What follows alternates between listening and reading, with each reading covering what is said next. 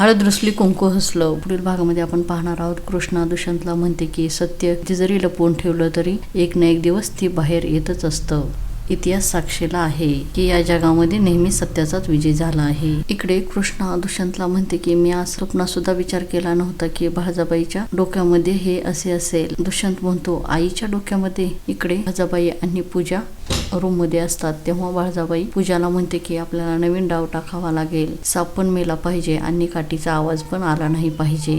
इकडे कृष्णा रूम मध्ये जाते आणि तिला पूजा दिसत नाही तेव्हा ती दुष्यंतकडे येते आणि दुष्यंतला म्हणते की पूजा रूम मध्ये नाही असे म्हणून ती पूजा पूजा म्हणून आवाज देत असते. दुष्यंत आणि कृष्णा बळजाबाईच्या रूम मध्ये येते तर त्यांना आणि बळजाबाई एकत्र दिसतात. पुढील भागामध्ये आपण पाहणार आहोत दुष्यंतला बळजाबाईचे आणि पूजाचे सत्य समजेल का हे पाहणे खूपच मनोरंजक आहे. हळद रुसली कुंकू हसलं या मालिकेचे डेली अपडेट पाहण्यासाठी आमच्या चॅनेल लाईक करा, शेअर करा आणि सबस्क्राईब करायला विसरू नका.